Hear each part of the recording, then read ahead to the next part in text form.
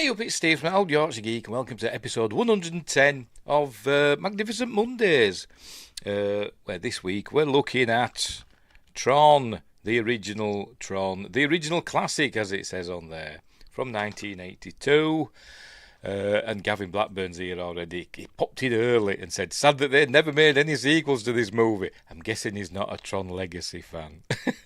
A great standalone movie.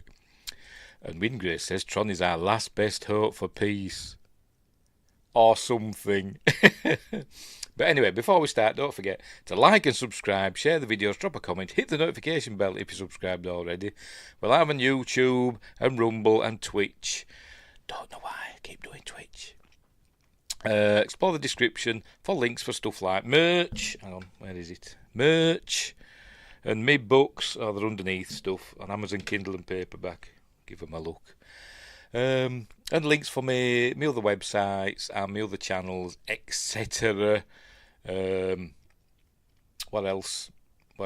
And become a member and they get early access videos and exclusive videos and all that stuff. Oh, yes, it was. Yes, Babylon 5. Yes, it was a Sheridan thing. Last best hope for peace. Yes, because obviously Bruce Boxleitner played Captain John Sheridan in Babylon 5. Later become President John Sheridan. Anyway, yes, I don't know why I didn't pick up on that, because I'm an idiot, that's why. Anywho. Right, so Tron, we're looking at Tron, the original one from 1982, as I said. Written and directed by Steven Lisberger. What else has he done? I don't know. I don't think I've ever seen him. It mentioned in any other films. Let's have a look and see what else he's done. Filmography. Hot Pursuit in 1987. The director of that. Have I seen that? No. Slipstream. Oh, I've seen that one. That's the one with Mark Hamill in it. Is it that one I'm thinking of? Yes, it is. Yes, I've seen that one. I may have seen that at the cinema. I can't remember. Going back a bit. And he did, and before Tron, he did the Animal Olympics way back when in 1980. Where were we? Stars Jeff Bridges, Bruce Boxleitner, as we've mentioned, David Warner, Cindy Morgan, and Bernard Hughes, also Dan Shaw, and Peter Jurassic. Speaking of Babylon 5, Peter Jurassic makes an appearance as well. Music by Wendy Carlos. I'm not a huge fan of the Tron music, I've got to be honest. But it serves its purpose. It's electronic music, and it done on like a Moog or something, synthesizer. I suppose it serves its purpose. But I can't say I'm a huge fan. Had a budget of $17 million, box office of $50 million. I think they wanted it to do a lot better. It were classed kind of a bit of a box office flop. But $50 million off a $17 million budget, it's not too bad, is it? To be honest. But anywho, Wingrace says the best Tron sequel is probably Kingdom Hearts 2, to be honest. Haha. Never played any of them games, although my son has. So it's Tron in Kingdom Hearts 2. I wouldn't know.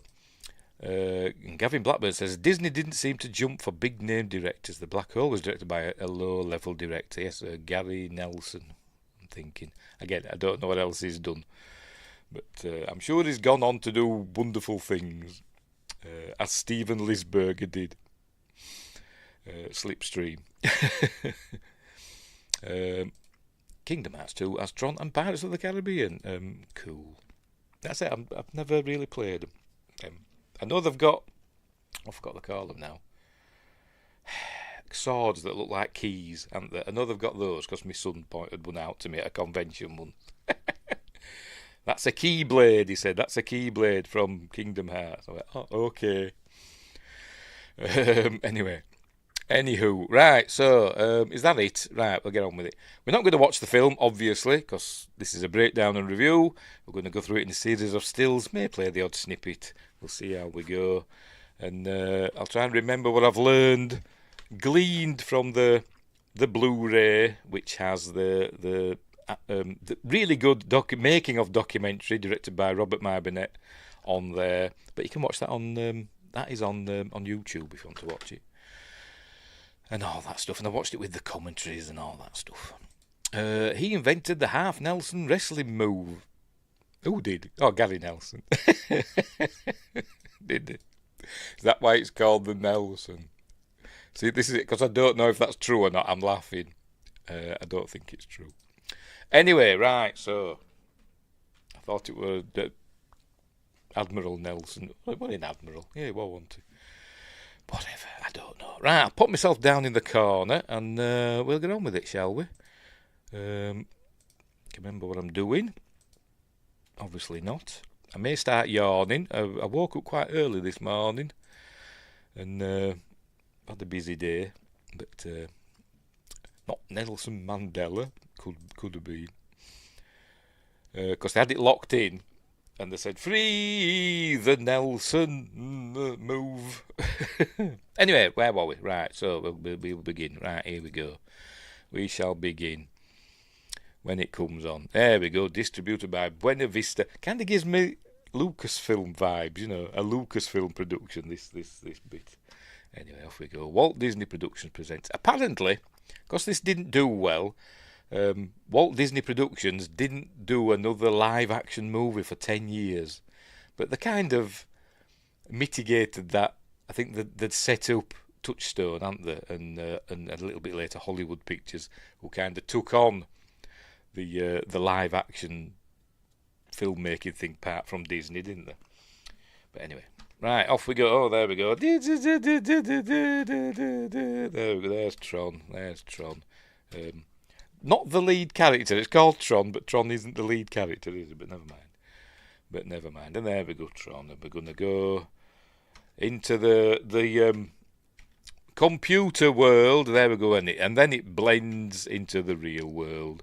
And there's Flynn's, which is an arcade owned by the lead character. This is actually, I've got it in my notes somewhere. I do have a couple of notes. Where have I put it? The building featured as Flynn's is in reality the historic Hull building at the northwest corner of Washington Boulevard and Watseka Avenue. I'm probably mispronouncing that. In Culver City, California. The street sign for Watseka Avenue, again, I'm probably mispronouncing that, can be seen when Laura and Alan step inside Flynn's, so we'll come to that a bit later, to warn him about Dillinger. As of 2010, the location portrayed as Flynn's was occupied by a restaurant. So there we go. Is it still a restaurant now? Who knows? Anyway, so we're going to see somebody inside playing a game in Flynn's, playing Light Cycle. But we can see some other, what's going on here? Astro Gunner, Berserk, which was actually a real game. I know that was a real game, but was it a real game at the time? I don't know. I can't read the others. But anyway, off we go. Bit of product placement there. Pepsi. Right, here we go. Light Cycle. Player versus computer. And we can see, look, footage that we're going to see later in the film. That's the MCU, isn't it? Not MCU, MCP. I keep saying that. Every time they mention the MCP, I keep thinking, I'm going to say MCU. And I have done first time. Unbelievable. Polybius, says Windgrace, that legendary game. It's one of those mythical things, isn't it? What's his face has covered it, hasn't he? I think Y-Files. But was it a real game? Who knows? Was it a mind control game or something like that, wasn't it? I can't remember the thing about it. But anyway, that's the MCP, isn't it, that we're going to see later. So this is kind of suggesting that when you play a video game, actual programs and stuff inside the game grid of NCOM or whatever are fighting life and death battles. But don't overthink it. I was watching it. I've watched it a couple of times, 3 times recently. And it's basically a fantasy game. Just, if you take out all the game part and computers and all that stuff, it's essentially a fantasy movie where you just transpose the fantasy world of, say, Narnia, for instance, to the computer world. That's basically all it is. And some of the dialogue even sounds very fantasy-ish. But anyway, here we go. So there's somebody in his light cycle. And there they are. Cool CG graphics. Not as much CG in this film as you might think. It's about 15 to 20 minutes, they've said. But it's not a long film, so anyway, so don't do too bad. The Chronicles of Tron here. That sounds a bit like it should have Toxic Avenger in, shouldn't it? And Josh Temple's here, harpoon at the ready to harpoon some renegade programs, no doubt. Anyway, here we are. So, well, I forgot what I'm doing. Right, so here we go. And he's not up against just anybody. He's up against Sark. See, I've gone too far. Is it going to show Sark? Who is the kind of the main bad guy in the film. They're going to show him. There he is, played by the late great David Warner. And here we go. There we go. Takes him out. Damn, he says. So he's got to put another quarter in. I'll be thinking, God, that was a short game. I'm rubbish. Anyway, right. So then we're still in the computer world. We're watching this, thinking, what the hell's going on? If you don't know anything about the film, you're probably thinking, I don't know what's happening. So anyway, so here he comes, and he goes into his little cubicle, with which he communicates with the MCP. I don't know why he needs to do this, but he does. So you see all lights come round him. Probably hand animated. Most of the effects, the visual effects you see in this film, are hand animated effects, and matte paintings and stuff like that have been, enhanced visually, but not with computers. Obviously, there's some CG in it. Obviously, more than had been in any film up to then, but not as much as you'd think. Sark mainly fights accounting cream puffs. Yes, that's what he says. That's what he says here, doesn't he? So MCP is who has also got the voice of David Warner, who is the boss of the system. Where is it? Is it just in the Encom mainframe? Because we learned that the MCP is reaching out to other systems and stealing their programs. Is he stealing them or copying them? I don't know. But anyway, don't overthink it. So as good as he's fed up of going up against accounting cream puffs, and so now he's going to go up against some programs that MCP has got from Strategic Air Command. MCP, yeah, you know me. Again, Wingraves. I don't know if it's a reference or if it's just rhyming. When I think of MCP, I always think that it's a car park, because in the UK is it NCP, the like multi-storey car parks. Anyway, so there we go. There you go. Accounting cream puffs. So here we go. Here's Peter Jurassic before he became Ambassador Londo Malari on Babylon 5, but being manhandled by some guards who for some reason have these, not gas masks, are they? But they're like filter breather things. Got them for some reason. All in the computer world, it were all filmed in black and white on 65mm film. All the clothes that they're wearing, uniforms, costumes, whatever you want to call them, are just white clothes with black patterns drawn on them in essentially black marker. But filmed, against basically in a black studio with maybe very minimal set design. I imagine they're actually there, aren't they? But anyway, so here we go. So this is where we meet Rom, played by, I think, Dan. Is it Dan Shaw? Let me get that right. Or Shaw. I can't remember how to pronounce it. Ram. Yes, Dan Shaw. Who we do see is human form. We see these. If you write a program, you become that program in the computer world. So obviously Kevin Flynn is Clue. He's going to find out. Alan Bradley, not from Harry Potter, not that Alan Bradley. That is his name, isn't it? Is Tron. Ed Dillinger is Sark and Master Control. Laura is Yori. Dr. Gibbs is Dumont, and Ram is credited as Popcorn Co-worker. We'll see him in a bit. Anyway,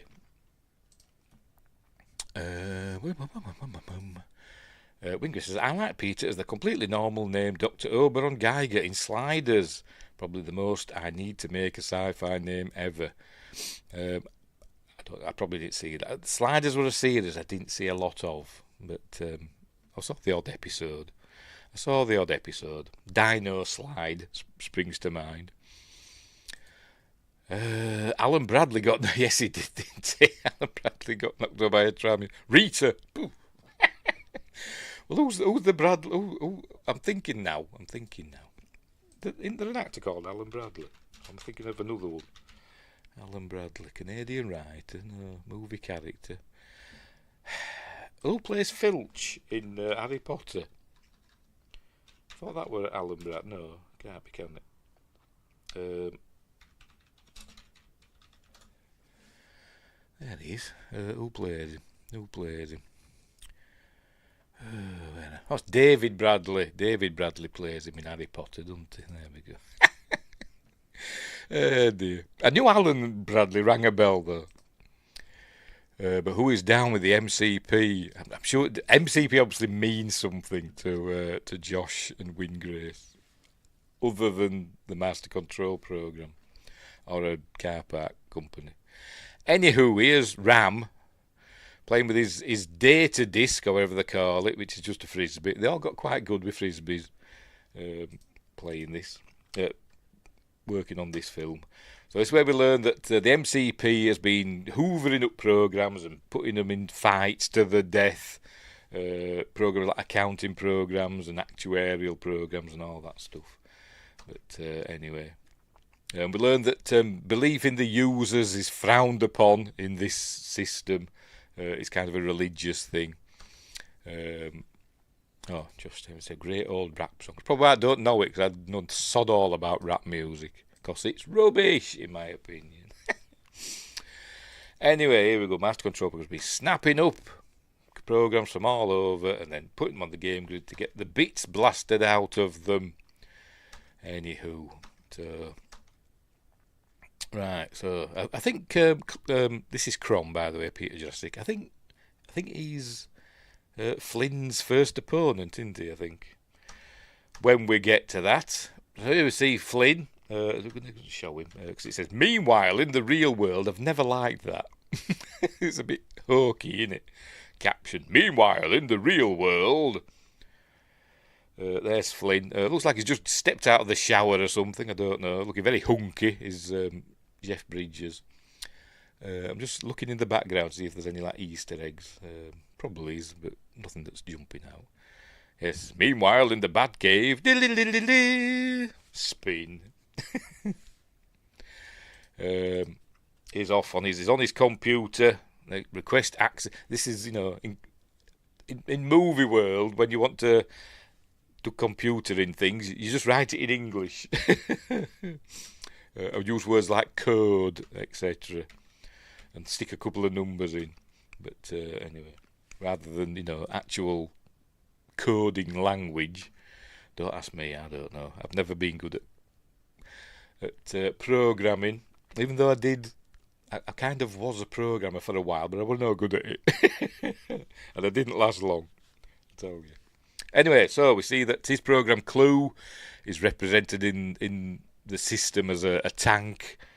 He's in a tank. That's Clue, who looks just like Jeff Bridges. And they do weird things. They have him speaking to the program, so it's like, I tried to cover it from this end, go, as though he's actually saying that to the computer. Is he typing that in?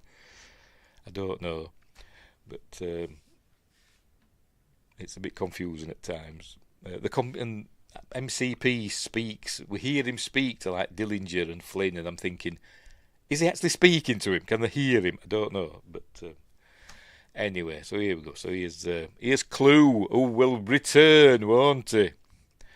In another film, but at the moment he's not there. He's a good guy. In yellow.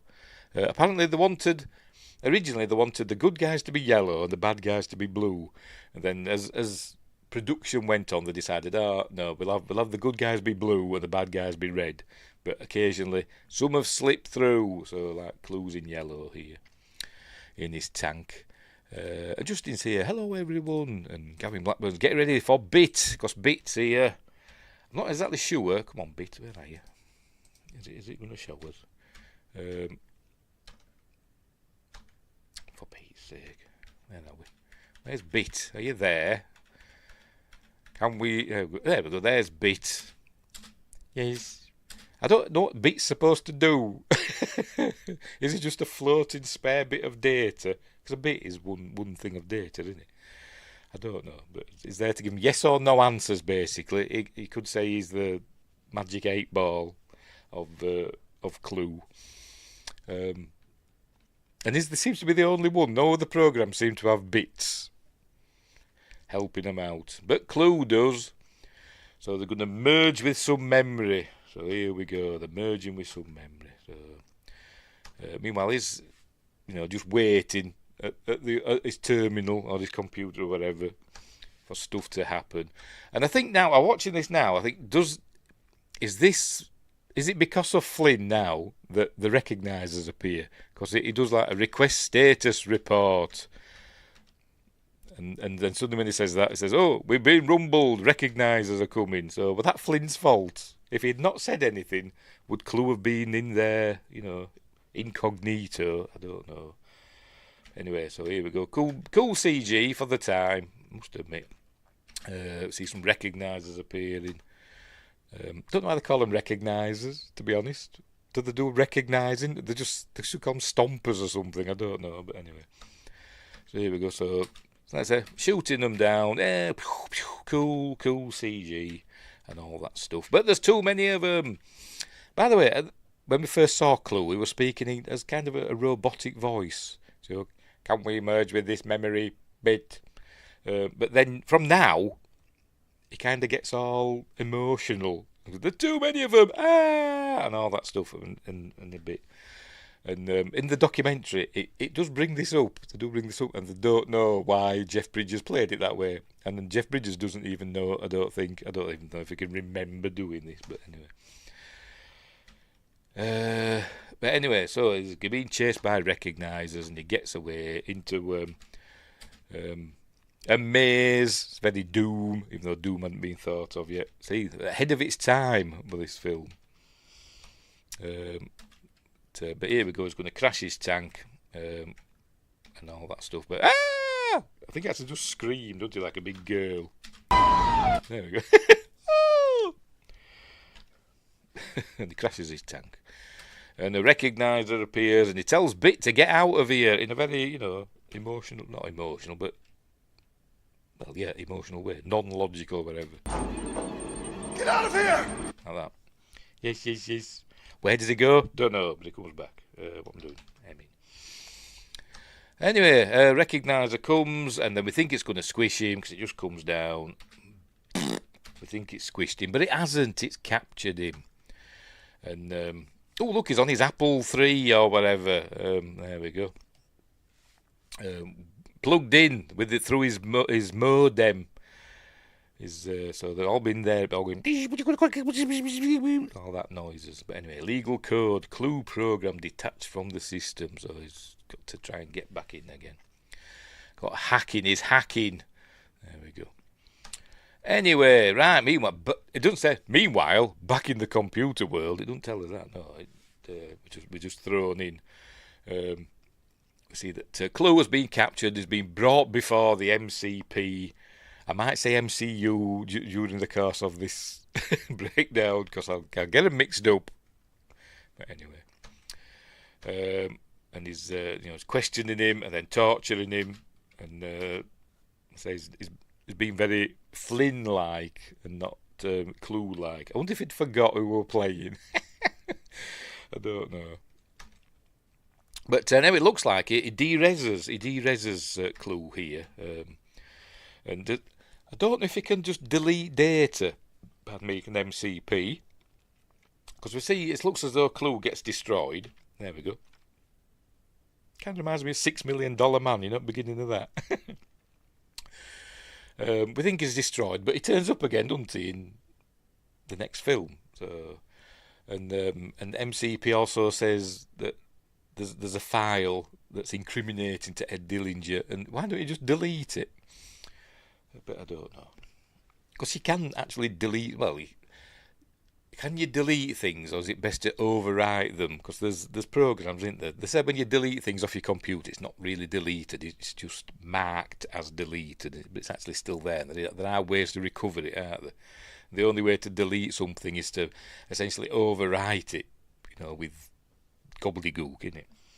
But anyway, whatever. So, right, so then we cut to the real world again. This is Ed Dillinger's Encom helicopter, which looks cool. Looks very Automan, doesn't it? Which came out after this, obviously. But this is just a regular helicopter, and the production designer, whose name I can't remember, will look it up. Does it say? Can't find it. Where are we? Oh, excuse me. Tell you I've been yawning. Apologies. Production designer, where are you? Dan Edward Mitzner, him, basically took the helicopter and put red luminous tape all over it in this way, and then they followed it with another helicopter and shone like a low light onto it, so that it didn't illuminate the helicopter, but it illuminated the tape, so it looks kind of cool. There it is. Justin says, I love Tron. Tron Legacy was great also. Ares has a good story, but Leto is terrible. He's pretty much terrible in everything, really, isn't he? Although I didn't mind Morbius, to be honest. But not for Gerard Leto. I think I liked it for Matt Smith, to be honest. I enjoyed him in Morbius. But anyway, that's by the by. Right, so anyway, here comes the helicopter. Heading for the... I think this is the... I forgot to call it now. Is it Transamerica building? Does it say in... Does it say... No, it just says... Just gives the address. I think they said in the documentary it's the whatchamacallit, audio commentary, Transamerica building, if I'm remembering that right. They used it for the helicopter pad and the view when we see it from outside as well. But I could be wrong. And I probably am. So anyway, so here he comes arriving. There he is, the late great David Warner as Ed Dillinger and Sark and MCP. Arriving at his office, and you see the view outside. I imagine this is a set at Culver City, and that's a Translight outside. But it's supposed to be, Los Angeles laid out in like looking very like the computer world, isn't it? But anyway, so here he is, got his computer built into his desk, and it's all cool. Look, it's all futuristic and all that. These are the days. Although we saw him with an Apple III, it's kind of the days before personal computers became super popular and all that, wasn't it? So, proper computers were mainframe computers, weren't they? Like we see, like the one that they've got here, and the one that I'm going to show you in a bit that I used to work with. I've probably shown you before, but I'll show you again. Where were we? Oh, yes, he's doing his request access to master control program. And his password's not very good, is it? Master. So it's a wonder he hasn't been hacked. Maybe he has, but I'd change that, mate. You need some uppercase and lowercase and symbols and numbers and stuff, mate. Anyway, so here we go. It's your friend, the boy detective, nosing around again. This is the MCP speaking to Dillinger, and we hear his voice as well. And Does he hear him? Has he got speakers built into the desk?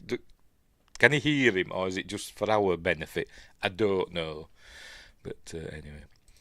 David Warner, infamous hater of sci-fi, but couldn't stop popping up in sci-fi roles. He basically did anything, didn't he? I think if anything took his fancy. Or if he just needed a job, he just went for it, didn't he? And did his best, and now he's a legend. Literally. Anyway, so there we go. It felt like Flynn. So he's going to shut down access to... I forgot what they call it now. But shut down access to level 7 or whatever they call it. But while they sort it out... meanwhile, this is Alan Bradley's... Alan Bradley's cubicle with his popcorn and his apple and his little his radio cassette thing there and a plant and pictures in the background. There's some sort of Japanese garden or something, and I don't know what's going on. But it's there we go, that his Tron program, he can't access his Tron program for some reason. So he's got to, it tells him to go and talk to Dillinger. Please report to Dillinger immediately. So he's got to talk to the boss, all the way there, senior executive vice president or something, I don't know. So off he goes. Here we go. And so this is where we see, I forgot his name already, Ram's user in a minute, but these cubicles up to about there, or maybe up to there, that line there maybe, this actually filmed in the Walt Disney like computer department. That over there is a matte painting, done by somebody famous, and I've forgotten. One of the Ellen Shaws. I can't remember which one. I get them mixed up. There's Harrison and Peter, and I can't remember which one it was. One's the father, one's the son, and I can't remember which one. But I think it's an Ellen Shaw matte painting showing it off into the distance, and it's supposed to be reminiscent of the cubicles that we saw at the beginning, that we saw Peter Jurassic and Ram in the computer world. It's supposed to remind us of that, I think. Justin says, "Man, that popcorn maker! Woo! I had that. I've never had a popcorn maker. I've had popcorn that you stick in the microwave. That's the only way I've ever made popcorn in the microwave. I've never done it in. You see them on like Scream, the film Scream, where you stick it on a hob and on tin foil. I don't know if we've ever had them here. I don't know, but anyway." Looks like the current Marvel CGI department kicking out slop graphics. Yes, I imagine it like that there, and lots of screaming and stuff. And I bet they're all soundproofed, so you can't hear the screaming and gunshots going off. Because they're overworked. Anyway, so off he goes, and here we go. That's Dan Shaw as popcorn co-worker, although he does have a name. I think I read somewhere that they retroactively gave him a name or something, but I can't remember what it is. Can I get some of your popcorn? So he's Ram's user. Why do I keep calling him Rom? Ram's user. I know I keep calling him Rom because there's a character in the Logan's Run TV series called Rom, played by, oh God, I can't remember. The fellow that played Gary in The Thing, and I can't remember his name. Amazing eyebrows. That's probably why I keep saying Rom. No Jiffy Pop on the stove. Man, good stuff. I know. No, never done popcorn on the stove. You can just throw it on a pan with oil too. Yeah, I've never done it like that either. Just stick it. So it comes in a bag, put it in the microwave, hear the ping, it's done. That's the fella, Donald Moffat. Yes, that's the fella. He played Rom in Logan's Run, the TV show. Shows how old I am, doesn't it? Anyway, right, so he's going to get some popcorn. Yeah, go get some popcorn. Steal me popcorn. Right, so he's going to go see Dillinger. Here he goes. And Ed is walking down the corridor here, and Ed Dillinger's watching him. Hang on, I've gone too far.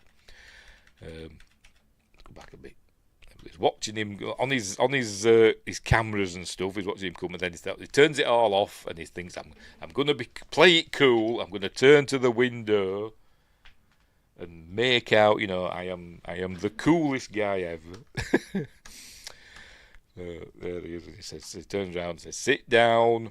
He says, "We're cutting through level 7 access." They don't call it level 7. What do they call it? Group 7. There we go. Group 7 access. Cost of security because there's somebody hacking in. So that's what they're doing.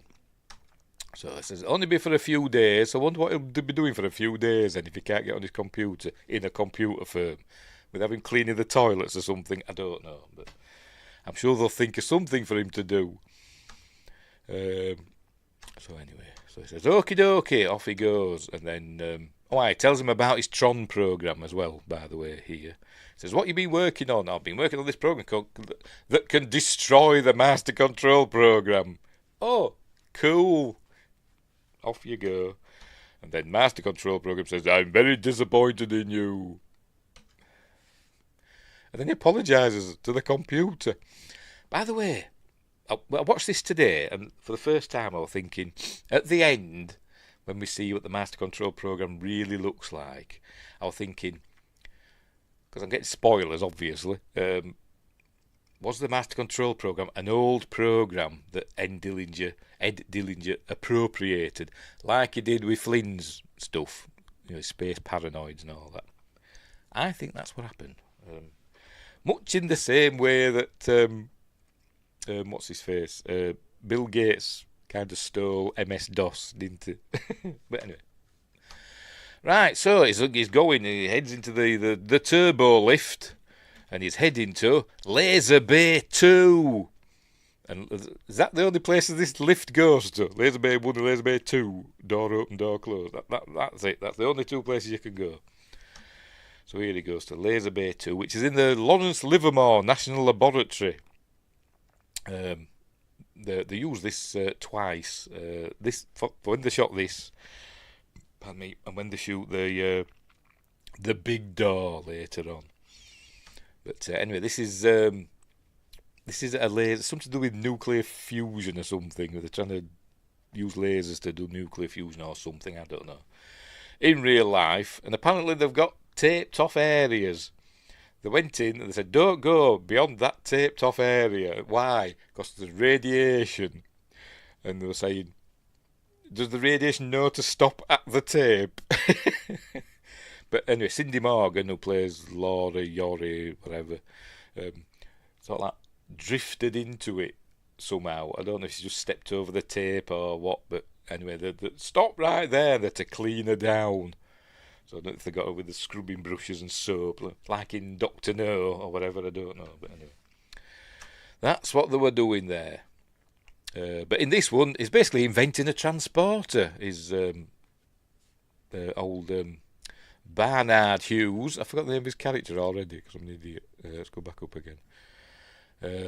Walter Gibbs, Dr. Walter Gibbs, who we learn is the founder of Encom. He started Encom in his garage back in the day. Because everybody started their business in their garage, didn't they? All these $1 trillion businesses all started in somebody's garage. As we saying, Yorkshire, garage. Right, so he's gonna do essentially transport an object, an orange in this case. I always thought it was an apple. Why? Am I thinking of The Fly 2? I think I am. He tested the machine in The Fly 2 on an apple, didn't he? I think, yes. Using an orange in this. That's why I'm poor. I don't have a garage. Neither do I. That's why I'm poor as well. Anywho, right, so this is what we're going to do. Here we go. SysDat. Matter transform sequence. Cool. So we're going to use a laser basically to cut up the orange, and the information about the orange will be stored in the laser beam, he says, because it's all technical. And then when they fire the laser back, he says all the information, the data just drops back into place, and the orange reappears, and it works. But anyway, first we've got to have some dialogue, and he's just waffling about here goes something, there goes nothing, or whatever. Here comes not whatever. He's waffling because he's a silly old bugger. But anyway, so here we go. So, caution, do not enter, it says, because all this stuff's going on. Alignment laser shutter closed. Look, there's all these things that nobody ever reads on films. Apparently, Yori's mentioned it. I'd never noticed it. I don't know if it's on this bit or somewhere else. Yori is Laura's, whatever the bloody hell they call Cindy Morgan's program in the system. Josh Temple says, I have a huge garage, but it's full of tons of stuff, but not a single car in my garage. 28 foot by 28 foot by 10 foot. Crikey. That is big, isn't it? It's bigger than my house, probably. But anyway. So you need to start your business in that, Josh, and you become a billionaire, just like Jeff Bezos. He's supposed to start Amazon in his garage, didn't he? And the Apple chaps. Anyway, right, so here we go. you're going to say it. Oh, it's gone off. It don't say it there, does it? I saw somewhere that it says in here that it says, Yori. But don't say that. Maybe it says it somewhere else. I don't know. So here we go. So they're doing all this stuff. Blah, blah, blah, blah, blah, blah. There it goes. Cool effect. I do actually like this effect. It's obviously, this is not CG. This is, traditionally animated visual effects. But it looks cool. And they chop it up. And it reactivates. Oh, there we go. Rom Yori, Key Yori. There we go. So this is obviously. What the hell do they call her? I've forgotten. Laura. Yes, Laura. It's not Laura like Laura. It's Laura Lora for some weird reason. Never seen it spelled like that. Anyway, Wingress says Harpoon Limited. Yes. I'm working on a few side jobs in it, but mostly for survival needs. My survival needs amounts to a wind-up torch. That's my. That's me ready for the apocalypse. Oh dear. Not a bad name. Harpoon Limited. Anyway, where were we? Right, so here we go. Here the orange comes back, and they all, yay, it's worked. It doesn't show us the orange though, does it? Is it really there? Don't know. Nobody comes in peeling it and eating it, do they? Anyway, we just assume it's worked okay, and they're all happy. And Alan's there. He says, brilliant, great stuff. And then he's complaining about he's being locked out of the system and all that stuff. But let's go. And he's listening in. He's saying he shut us out. Dylan just shut us out. And that MCP's got more bugs than a bait store and all that stuff. And he's listening, so he's going to go have a chat with Ed Dillinger. Meanwhile, in the background, they've got their toolboxes that you always see in, like, where you have your tyres done. That was having, what do they call them? My mate used to work in one of these tyre houses, and they had to buy one of these big toolboxes, and I forgot what they call them. But anyway, them.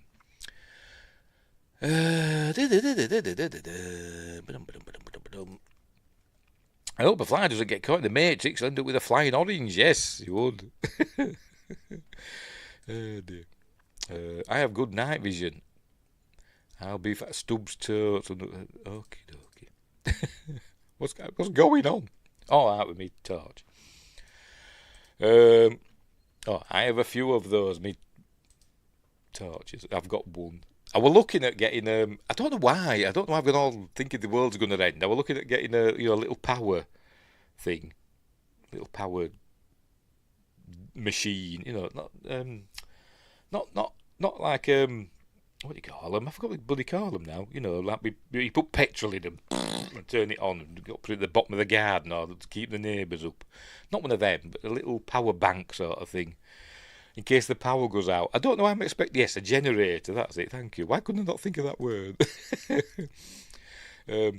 But I'm looking at Amazon, that's 300 quid, I'm not paying that. But anyway. I have real night vision, says Joss, and thermal as well. What, just naturally? Are you the predator? Josh is the predator. That's why he's got a harpoon. We've rumbled you, mate. Anyway, right, where were we? The toolboxes that my mate had. We haven't seen for 30 years. I wonder if he's alright. He used to be married to another friend, but they got divorced and I've never seen him since. I think he went back to Scotland, where he's from. Anyway, whatever. Right, so they're going out. Apparently this shot, as I said, it was filmed on 65mm. And apparently 65mm cameras are quite rare. Don't know why, they just are. Because they were going between 65mm or VistaVision, and they went with 65mm or something. But the camera that filmed this shot, the viewfinder were broken, and he didn't know if it were in focus, so he just guessed and just shot it. And he couldn't see through the viewfinder, so he just pointed it in that direction, and thankfully it were okay. Right, so they're going to go talk to Flynn. There we go, because she says, Flynn, because she used to go out with Flynn before she started going out with Alan Bradley before he got run over by a Blackpool tram. So they're going to go talk to Flynn. She says, Flynn's been talking. Oh, Flynn were always talking about breaking in because Flynn used to work at Encom. But anyway, Windgrace says, I should get some water purification. I have a creek behind my house. Cool. I ain't. Get a solar generator by Anchor. The C1000, it's worth... It's my small generator. I have larger, but it's great for outage for a day or so, and a 50-watt solar panel as well to keep it topped off. If I can get one like 20 quid, I'd get one. But I'm a tight ass. Get a stills. It's the best way to get water purified. Get a still in the UK. A fella once did it, didn't it? Was it in like Cornwall or something? He got taken to court or something by the water company because they were using rainwater, and they accused him of stealing their water because it was from the sky. Unbelievable. I don't know if they were successful. Then I'll just end up drinking martinis all day. Hey. Josh has two. Of course he does. Just two stills, and he's got solar panels and loads of other stuff because he's self-sufficient, is Josh. Anyway, right, so here we go, the heading out. There we go, on the highway. Heading out to Flynn's, there it is, to go and talk to him in her Encom van. So, why does she have a company van? I don't know, but here she goes. Does she drive the other people of the Laser Bay place up and down? I don't know, but anyway, in the go. Oh, apparently we're supposed to see the sign, aren't we? On this bit, can we see the sign? Where they're going into Flynn's. I don't know why we want to see the sign, but it says they do. We see it, I mean. Oh, there it is. Look, there it is. You can just there we go. What Seeker? Because that's the name of the road.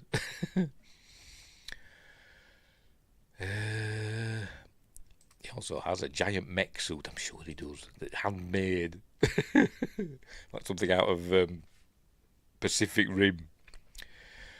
Anyway, right, so in they go. She said, for some reason, she says, don't put anything in the meter. We'll need the money for the machines. I presume the quarters. So they'll probably come out and probably got a ticket. Anyway. Right, so here we go. We're seeing the inside of Flynn's again. For some reason, there's a couple of old people wandering about. I reckon they're undercover police. Or maybe Terminators. Who knows? But here they go. They're looking around. By the way, Cindy Morgan got this job a few days before filming began. I don't know who else they were looking at. I can't remember. It was in the documentary, but I've forgotten. But Cindy Morgan got the job, and she looked at the script, and she looked at the costumes that she's to wear when she's being Yori, and she said, right, I'm off to the gym. So off she went. To get into shape. I'm sure she didn't need to do much. She said I had to lose 5 pounds. Anyway. Right, so Flynn, that's this kid who looks like, does he think he's Bjorn Borg or something? I don't know. But that's where Flynn is. Meanwhile, playing Code Wars and Zero and something End. It looks a bit Star Warsy writing that, isn't it? And all that. I don't think there's any real game cabinets here. I don't know. Asteroids. Oh, yes, we know Asteroids, don't we? Where's Flynn? He's over there. Oh, there you go. Asteroids Deluxe. I wonder if that were the one that Rodney got 0 on. Windgrace. Anyway, so they go over. He's on his machine. He's playing Space Paranoids. The End, it says. I'm trying to see what other game things we've got. Berserk, which I mentioned earlier. There it is. There's Berserk. A little fella that ran about. I never played Berserk, but I remember seeing it. Pardon me. And was that a basketball game? Yes, a basketball game there as well. Oh, and a racing one there, look. I don't know what that one's called. Right, so they're going to go over. There we go, Intruder and Berserk and all that. Oh, Sprint. There we go. It's Sprint. Right, so he's playing Space Paranoids. Here we go. Right, so there he is on his game that obviously he's not really playing because computer Even arcade games weren't that good in 1982, was it? It was Space Invaders, Pac-Man, Berserk. Was Defender out in 1982? I don't know. I used to love Defender. I'm going to check. Defender arcade game. 1981 it came out, yes, so there could be a Defender in there. I used to like it. Wow, wow, wow, wow, like a cool voice that came on, wasn't it? But yes, I used to like Defender. Anyway, where were we? Where were we? Now I want to go to a barcade. Joust came out this year, what, in 1982? I never played Joust either. I did see it, but I never played it. Lose £5, just buy a couple of scratch cards. Lose £5.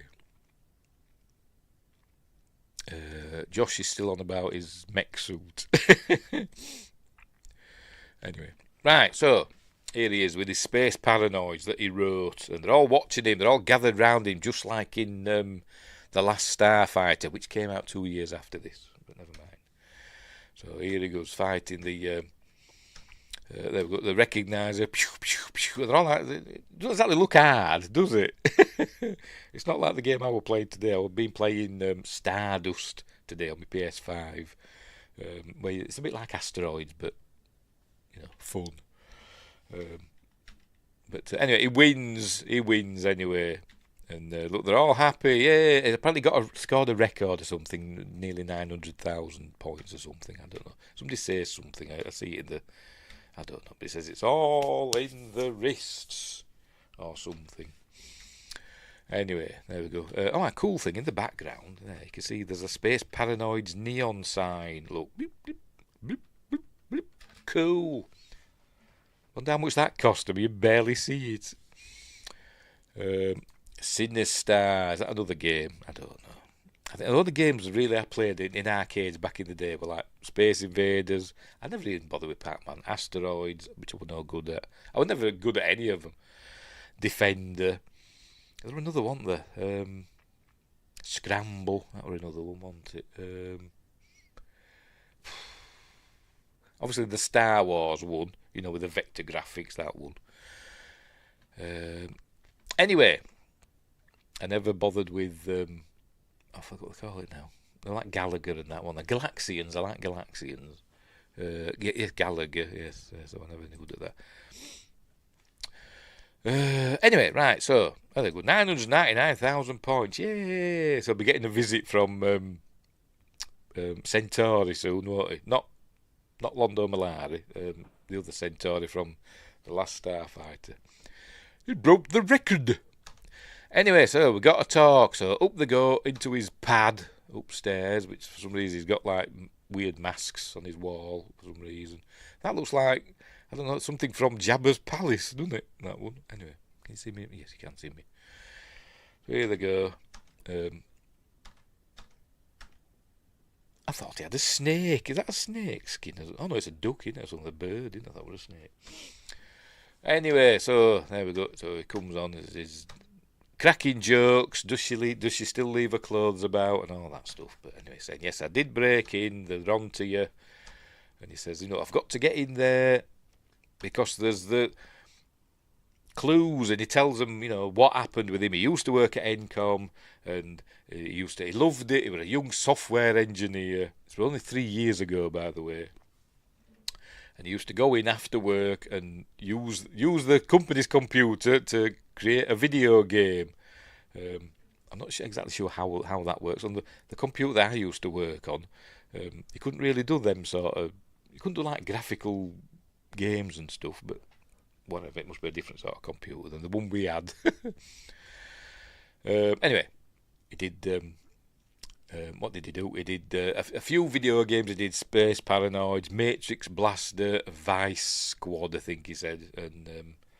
And Ed Dillinger stole them. He went in one day and they're gone. And then 3 months later, Ed Dillinger gave them to Encom. And then he got And then he got a promotion and he's gone up the ranks, and now he's one of the top bosses. Anyway, so that's what he's telling them there. So he says, in there, somewhere in the ENCOM system is the proof of what Ed Dillinger did, and that's what he's going in and trying to find. So there we go. So, but now because he's locked everybody out, it's just him and the MCP running the show. So he says, well, if we can break in, maybe we can do something about it. So that's what they're going to do. So, right. All right, and he says, if we could get my Tron program running, that'd shut the system down. So that's what's going to happen. So here they go, they're heading into I think this is the Transamerica building. But that's ENCOM. And we see that, I forgot his name already, Walter's gone to see Ed and telling him, you can't shut people out of the system, it's their jobs and all that. And he says, but we've got to deal with this. And he says, the problem with this computer is the MCP. He says, the MCP is the best thing for our business and all that stuff. So they're having a row. And meanwhile, they're sneaking in through the biggest door in the world. This is at the Lawrence Livermore lab. It's a radiation door. I think this is probably the place where all the tape and stuff is, because they had a radiation leak. And tape keeps radiation at bay, apparently. So this is what it says. This isn't the business you started in your garage anymore. And he says, sometimes I wish I was back in my garage. And he said, well, that can be arranged. That was uncalled for. But and then he says, there we go. Probably one of the most important lines in the film. You can remove men and Alan like me from the system. Come on, I pressed the wrong button. But we helped create it, and here we go. And our spirit remains in every program we designed for this computer. So that kind of explains why you write a program, and that program looks like you. I'm guessing that's what that's for. And then he says, I'm not here to have religious discussions with you. So off he goes. Anyway, they're getting in. They're breaking in. He's got his a little thing that is plugged in to hack the code machine. He thinks he's John Connor, doesn't he? Duct tape stops radio. It stops everything's duct tape. It's amazing stuff. But aliens did that. We saw in Star Trek Enterprise, Carbon Creek, that Vulcans gave us Velcro. I wonder which aliens gave us duct tape. I'm sure one of them did. Howard the Duct.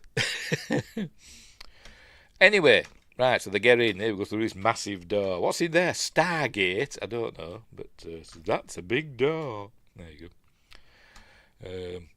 Right, so they're in. Nobody's noticed. There's no security guards or anything, or cameras. And now we learn that the MCP wants to take over the world, essentially. He can run things a lot better than humans. There he goes, getting in. He's going to basically start World War III. That's the implication, isn't it?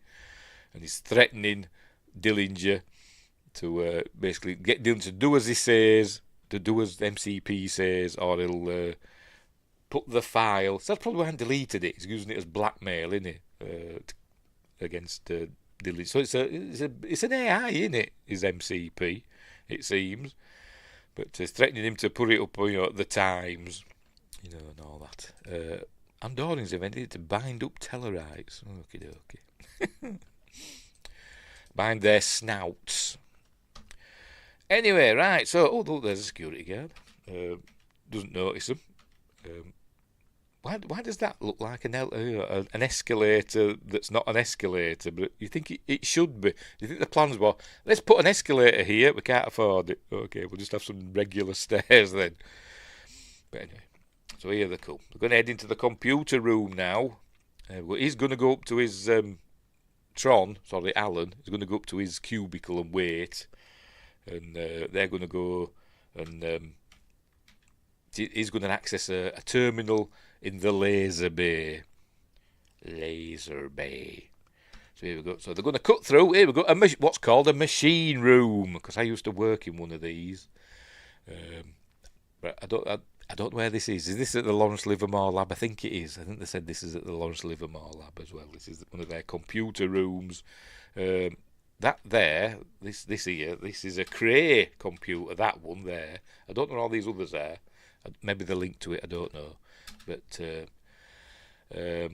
where I used to work, we had disk drives like that. In fact, I'll show you. Just bear with me. I'm just going to drag a thing over here because I've got a little web page of where I used to work. There we go. That's where I used to work. My first job. There we go. That's where I used to work. With the old tapes. And there we go. There's those disk drives that we've just seen on the film. They're the cabinets. It was a Honeywell DPS-8 computer, and it had a whopping 512k of RAM of memory. But while I was there, it did get upgraded. They changed it to a DPS-88, to a twin processor, so it got 1024k of RAM. Anyway, that was in 1984-ish. But anyway, yeah, with the old tapes and stuff, there's the printers and all that stuff, and blah, blah, blah, blah, blah, blah, blah. And we used to go, me and the lads used to go to theme parks back in the day when we were young. But there, that's where I used to work. In a computer place. So there we go. Right, where were we? Yes, sharks with frickin' laser beams attached to their foreheads. So here they go, sneaking through the computer room. So wondering, the computer operators, as they were called back in the day, so they're not playing football or something. That's what we used to do on nights. We used to just make not with the real football. We used to make a football out of tape and just kick it about, just to while away the time. Anyway, so here we go. So sneaking through. There's in his cubicle with Gort, Klaatu, Barada, Nikto on his thing. I don't know why he's got that there. It must be a Day the Earth Stood Still fan for some reason. Make sure we're still going. Yeah. Any chats on Rumble? No, of course not. Never is. Right, so he's waiting there. Look. And he looks like, what's his face, ate all his popcorn, because it's all gone, look. I just noticed that. His popcorn bowl's empty. So, popcorn co-worker's a greedy bugger. Right, so he's still talking to MCP. They're heading to the her terminal, which just happens to be directly behind the laser thing. Laser. There we go, a direct terminal in the laser target area. I think, can you find me another one? or turn it away from me? It'll be fine. Don't worry about it. So anyway, so she tells him, don't spill anything. This laser's my life's work. So he gets on to his, there we go, request access code. And then MCP talks to him in English on the screen. And we hear it as well. Can he hear it? I don't know. I don't know if he can hear it. But he can read it. I don't know if he can hear it. I don't know. But anyway, so he's saying, I'm getting in. I'm hacking you, and says, give it your best shot. And then the laser turns on, and this is where we get all this stuff happens, and it gets chopped up. It does look cool. I must admit. I still think it looks cool. Cool effect. But there it is. Chopping him down, and he's going to end up in the computer. Look, there. This is CG, by the way. Can't remember who did this. I think there were 4 companies that they farmed out the CG scenes to. There were Triple I, Image, something International. I've forgotten. Have I got it written down? Is it in my notes? Can't remember if I put it in my notes. Yes, we had Image where are we? Information International Inc. That's it. Triple I, Digital Effects, and Magi Synthevision, and Robert Abel and Associates. They were the 4 companies that did the CG in this. And by the way, Clue, I didn't realise until today, stood for Codified Likeness Utility. But I think we weren't told that until Tron Legacy. But anyway. Apparently 75,000 frames were used in the animation and compositing process. What they did, they got the 65mm film and blew it up into big animation frames. Essentially this film is a cartoon, essentially. It's all the bit where they're in the computer, where you see people running about in the computer. They went through it a frame at a time, making them look like they were in a computer. So essentially regular animation. But anyway, here we go into the computer, a bit like, digitised, entering a Stargate. There we go. This reminds me of it, the going down onto like a circuit board. That's what it's supposed to look like, isn't it? So we're delving into my PS5. But here it goes. There it goes. Looks, it's very pretty and all that stuff. But anyway, so here we go, and heading into this green beam, and down he goes, and he's there he is. Does look cool, I must admit. Looks cool. Right, so Flynn is now in the computer. Apparently, he had to wear this because they were supposed to just wear these, skin tight suits, but apparently he's very well endowed in that area. So they put him, sometimes they give him this thing, or sometimes they made him wear like a cup, to cover bits up, because it left very little to the imagination, apparently. But anyway, so here he goes. Right, it's been turned into a program, because that's what programs look like on your computer inside. So here he goes, going to get. They're going to use a cattle prod on him. I like this effect, by the way. Is he going to show it? I don't know. I've gone past it, haven't I? Because he's holding his arm. There we go. I do like that. Obviously hand animated. But it looks cool. That's Sark's carrier. Why has Sark got a carrier? Dunno, but he gets about in it. And we need it later on in the film. But that's obviously CG as well. Right, so he's going to go talk to Master Control again now.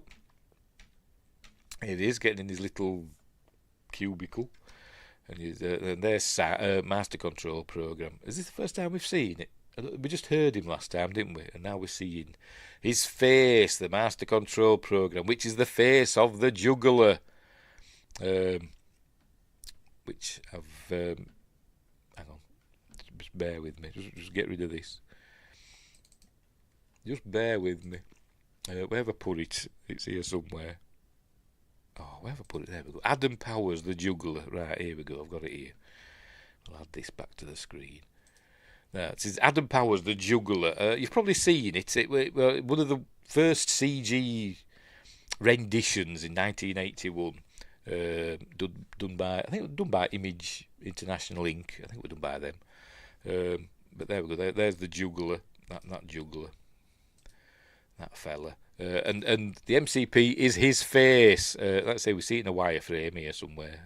There it is. There it is. We see the wireframe. They basically use that for the MCP's face. There we go. But it's the face of the juggler. They're going to show him again. There he is.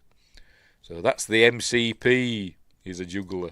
By the way, that's how you kill a vampire clown, innit, or something. Vampire in the circus. Go for the juggler. I don't know. Whatever. Right, where were we? I've got that bit out of the way. There we go. Right. Yeah. So it's telling him he's brought a new, what they call conscript or whatever. He's brought a new person in.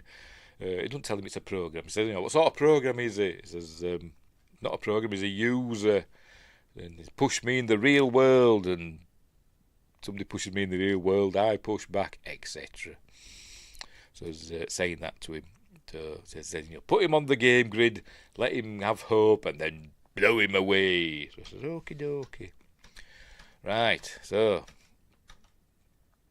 it tortures him a bit because he's a bit wary about going up against a user, because it's like fighting God, innit? But he says, no, just get on with it. Right, so Here we go. This is where we meet Ram again, and I forgot his name already. Crom, Peter Jurassic, and Tron is in there as well. So they're telling him all what's going on. They're going to make you play games. He says, "Oh, great! I play games better than anybody." So off they go, going to play a game. Right, so here they are with the conscripts.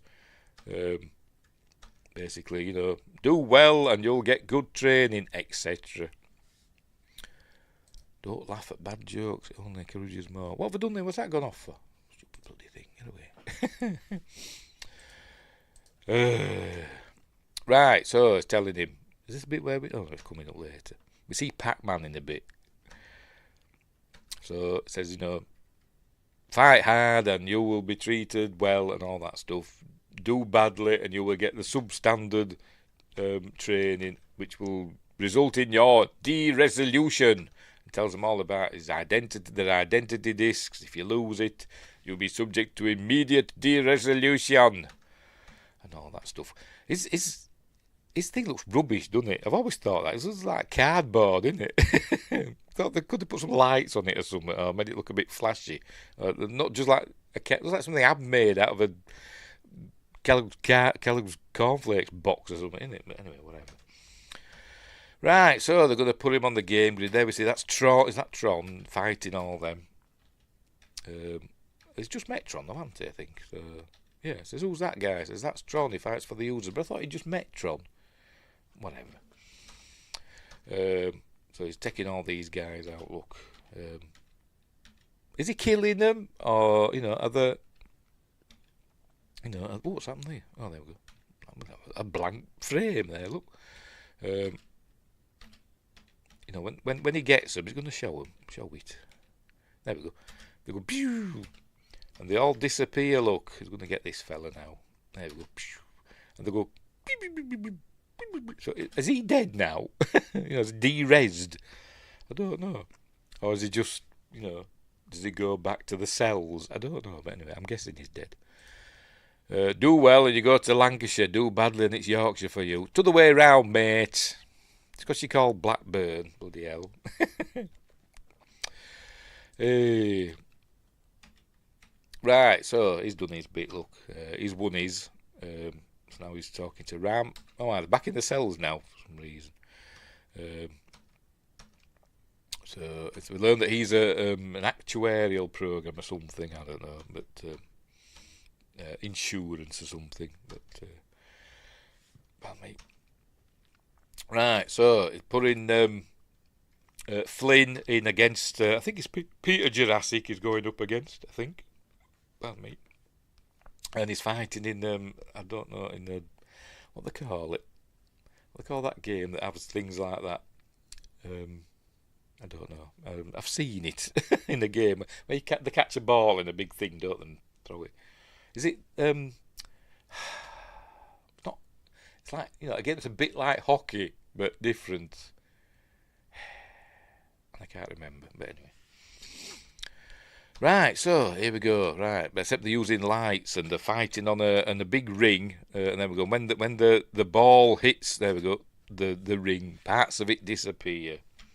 So he knows that it's serious. Here we go.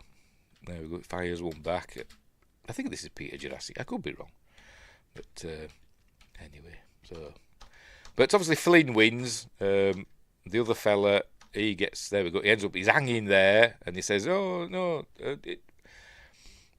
hang on, he says, and that's it, lacrosse, that's what I'm thinking of, yes. As they say in the film Gregory's Girl, shite, that was lacrosse. Anyway. Gladiators.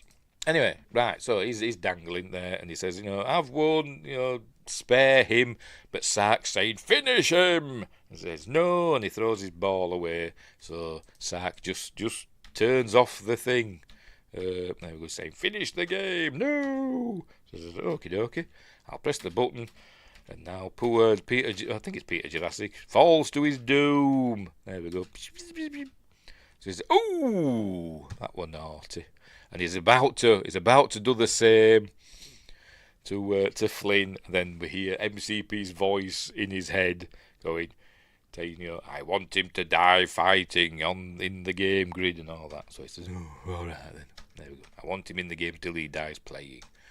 So it reactivates the rings, and the guards just appear out of nowhere, and they only just make it out of here. Always watch this, and all this turns off. Look, they just about make it, because look, it's going. I'm going to go a frame at a time, see if they make it. See if they end up walking on thin air. Because it's going. Are they going to make it to the door? I don't know. We'll never know. Well, we do, because we know he's fine. Anyway, hey Flynn, you made it. Yes, unfortunately the other fella didn't. But anyway, never mind. Right, so there it is with Tron and Ram. And now they're going to do some light cycling now. This is probably the best bit of the film, to be honest. They're going on the light cycle grid. Here it is. It is cool, isn't it? Everybody remembers this. So they've been transported. It's like, wow. So there we go. Cool. It still looks cool, doesn't it? Cool. So off they go. The light cycle grid. So somebody put a quarter in that game that we saw at the beginning now. But anyway, so it must be a multiplayer one, because there's 3 against 3, isn't there, in this? So anyway, so they're off against the bad guys. I think our guys are the blue guys. I don't know actually. No, the bad guys are in the blue. Just to confuse matters, the bad guys are in the blue bikes, and the good guys are in the orange bikes. Just to confuse it. Anyway, so here we go. So they're doing all that, but then they make this fella crash, and he crashes into the wall. Is it this bit? Yes. And look, it makes a big hole in the wall. So there we go. So that's going to be their escape route. They get another fella. There we go. They get this other fella here. They're going to just gang up on him, and then they're going to get out of there. There we go. And the other one died as well. I can't remember how. And the recognizer comes to get them, but it's too late. They've escaped. They've escaped the game grid. There we go. An illegal exit. You must return immediately. So, being chased now by recognizers. I said different companies did different. I can't remember who did what. I think Triple I did all the light cycles and the recognizers. Another company did what we're going to see later, the solar sailor. I can't remember who did what. It tells you in the documentary. It's on YouTube. Watch it. But anyway, so there we go. So they're escaped. So we're going to set some tanks after them. Is this where we're going to see Pac-Man in a minute? It knocks him over. There we go. There's Pac-Man. There's Pac-Man there. Look. Have they captured Pac-Man? Is he in a cell somewhere? Don't know. But he's got lots of pills to eat, hasn't he? Anyway, right, so they're going to set some tanks after them. These things here are going to start turning into tanks. And Flynn says, I wish I hadn't written all those tank programs. So did he write Battle Zone? Was it Battle Zone? That was a Vector Graphics tank one, wasn't it? Did he write that? And this is another holdover from early days of production. The tank drivers, although the baddies, they're in green. I think they're supposed to be in blue. They've kind of changed it to green a bit, but they're supposed to be red, are the bad guys, but the tank ones are in green. Right, so they're being chased by tanks now. So they've got to there we go. Oh, and this tank the tanks obviously can't stop on a dime, or these can't, because they knock that one over. Look, so that gets de-resed. There we go, and they're riding round here. Look. Right, so they've escaped the tanks for now, but there's they're in the canyons or whatever they are. But so he's getting cross his sark. He's saying, find them and or you'll pay, etc. Meanwhile, I think they've found a source of pure energy in a minute. That's where they're heading for, by the way. Oh, is it going to show us? There we go. That's where they have to get to. It's at the IO tower, so they can communicate with Alan. But yes, this is it. They found a pool of energy, of raw energy. There must be in a PS5 because it's that liquid metal that's on a PS5 processor, isn't it? It must be that. So they're all drinking away, and then it's raw power going through their circuits. So off they go. And he gets a message. Does Tron? Alan won. He's trying to communicate with me. So off they go. Back on their light cycles again. So can they just turn on the light cycles whenever they want and turn them off? They must be able to. Have they got that? Got like a stick, haven't they? That they just must be able to do it whenever they want to do it because they're off again. There they are.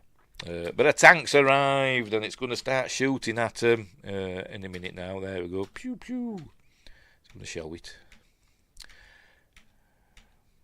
There we go. Hang on in a minute. Start firing for God's sake. Fire. There we go. Oh, for God. Just shoot the bloody gun. There we go. Whee. Pew. Oh no! Look, they've hit him. And a cool sound effect, by the way. Let me find it. Here we go. Is it this bit? I like the sound when they hit him. It sounds like in a video game when you get hit. But anyway, so Tron thinks they're dead now. 2 escape units de-resed, but we learn that they've not. So Tron's like, no, and buggers off. Because they start shooting at Tron, so Tron escapes, thinking they're dead, but they're not. But Ram's injured, and Flynn drags him away. Look, as the tank goes by. So they've got to find somewhere to hide. Who's carrying him now? And they find this is what's left of the one of the recognisers that Clue destroyed at the beginning of the film, because Bit's knocking about there somewhere. So they're going to hide in what's left of this recogniser there, the bridge of the recogniser, or whatever you want to call it, the cockpit. So the recognisers have people in them then? There must have, mustn't there? Because there's controls and stuff. I always imagine the recognisers being like automated, but obviously there mustn't be. Anyway, so he's having a rest, he's having a sleep, and then as he's sleeping, we learn that his finger starts doing weird things. I'm going to show it. His finger goes up and down. My finger's doing that thing again. And it's turning the ship on, apparently. And so he's reactivating the ship. He says, how are you doing that? I'm a user. There we go. He's reactivated the recogniser. Apart from this leg, which is broken, because that falls off. Comedy. So cool. It says, are you a user? And so he stops and we see that Ram's dying and says, yes, I'm a user. And then it turns red for some reason. Does that just mean he's dying? It must do. So he dies, does Ram, and then it fades away like Yoda. There he goes. So into the computer netherworld or whatever. Don't know. But so about popcorn co-workers at his thing saying access RAM program, and it says it's not there anymore. Corrupted data or something. So hopefully he's got a backup. I'll have an off-site backup, I hope, to get it back. Anyway, so here comes. Is this Tron or Flynn? I can't remember. No, Flynn's in the thing. This is Tron, isn't it? Yes, it's in the recycle bin, so I'll have to go and restore it, won't it? Anyway, so he's trying to get to the I.O. tower, but he's still got a ways to go, and I think he's gonna find Yori to help him. There's the carrier. Here's Flynn flying the recogniser, and all that. Have we met Bit yet? I don't know. Why won't it go straight? Don't know. Here we are. This is the solar sailor that we're going to see in a bit. They're going to use this to escape. Cool. That's almost, photorealistic graphics, I think, this solar sail. It's really good.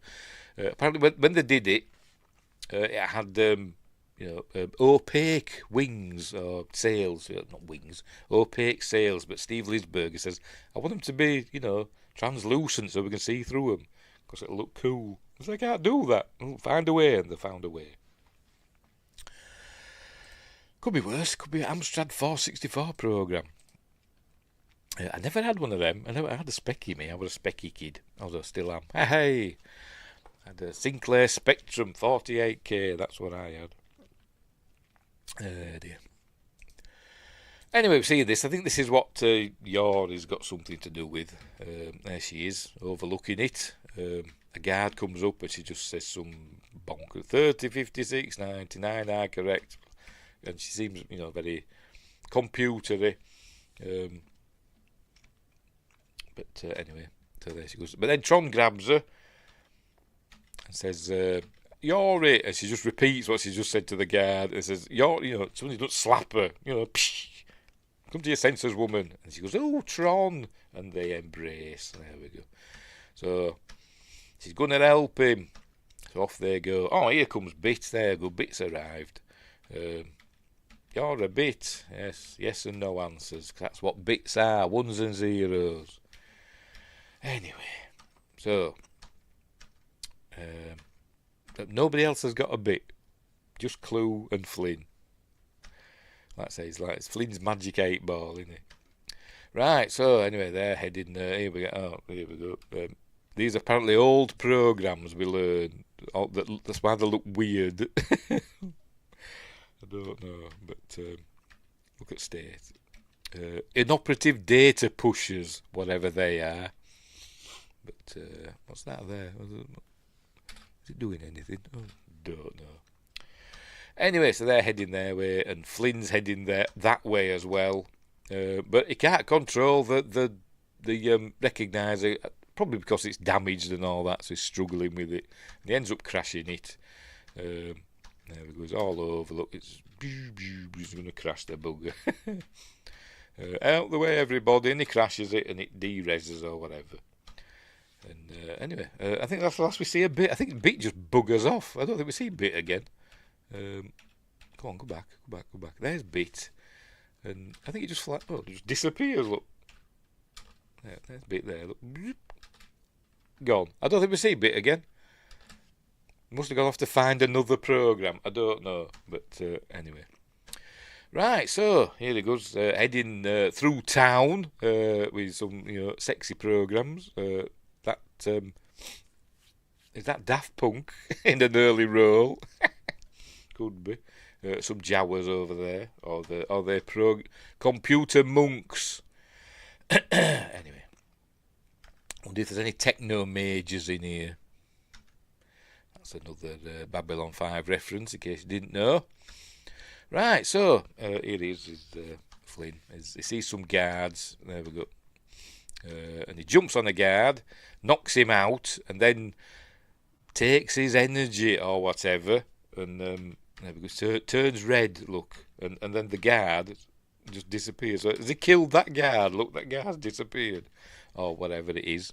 The baddie program has gone, and so has he taken all that program's functions?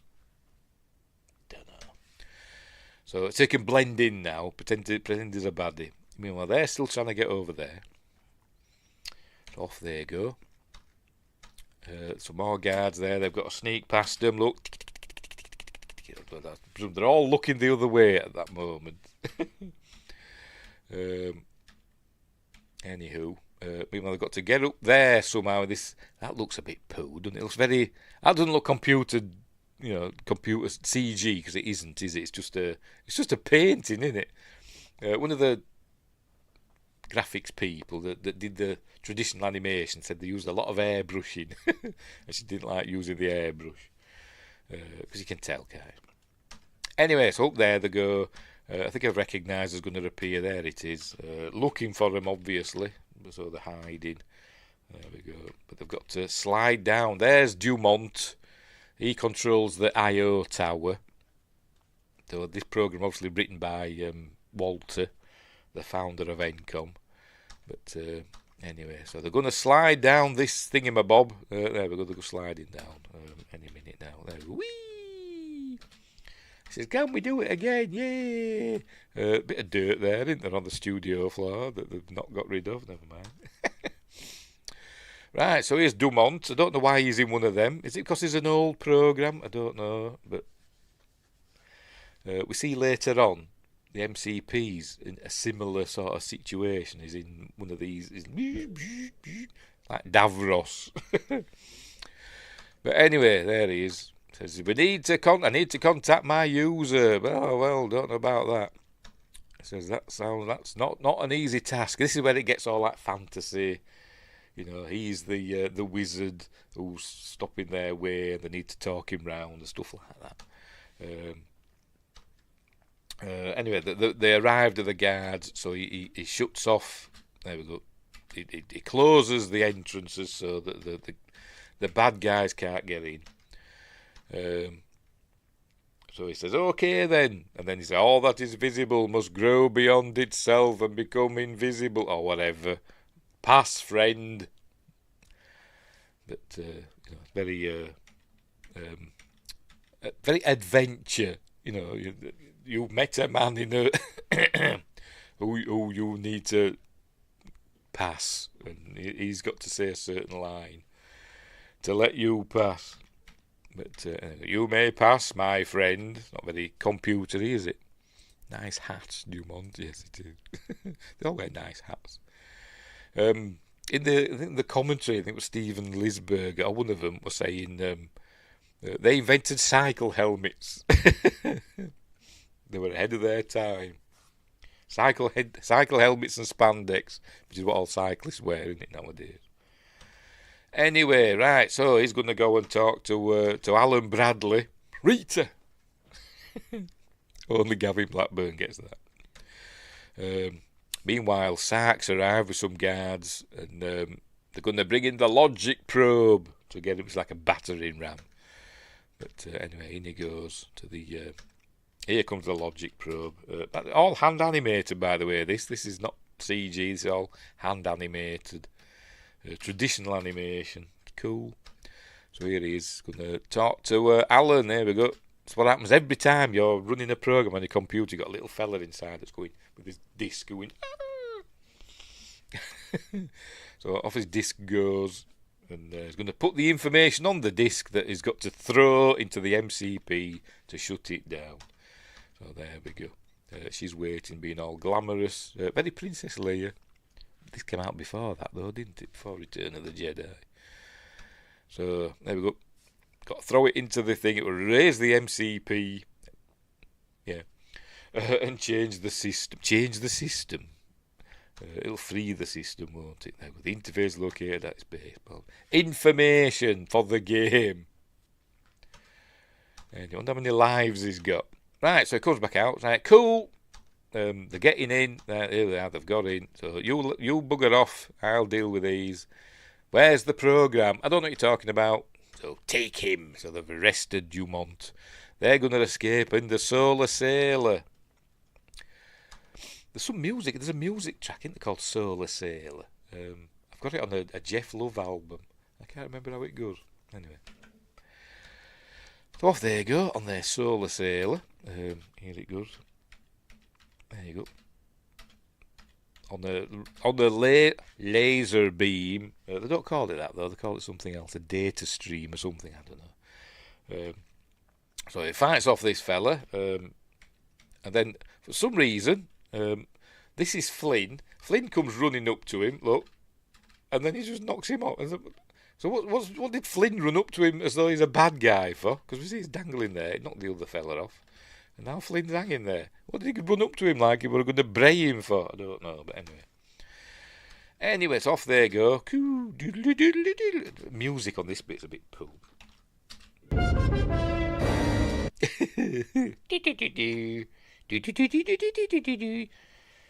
Anyway, whatever. So off they go with the Sark's carrier in hot pursuit. She's got to press some buttons to make it go faster. And she does just in time. Off it goes. 'cause it's faster than the carrier, but they're in pursuit. Meanwhile, MCP's not happy and is punishing Sark. Deal with them, he's saying. So, anyway, right, so he saves Flynn, pulls Flynn up. Flynn turns back blue again, thank goodness.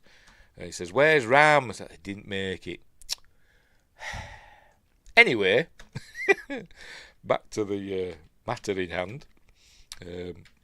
They're heading to the MCP, whatever. That's where they're heading. Heading over the. Oh, hang on. Are we gonna? There we go. I nearly missed it. Mickey Mouse. We see Mickey Mouse as they fly over this bit here. Mickey Mouse. Look. There we go. His ears and his nose and his mouth smiling. It's supposed to look like a lake or something, but it's Mickey Mouse because it's a Disney film. Yes, he sees Yori for the first time, and he says, "Laura." He says, "No, I'm Yori." So, but weirdly enough, in the real world, Laurie and Tron, Yori and Tron are together in the computer world. In the real world, Yori and Alan are together. So, coincidence? Probably. Anywho, so he tells them, "I'm a user," and I know plenty of them, mate. People who are always on the take. No, don't mean that. I mean, I am God. I'm a god.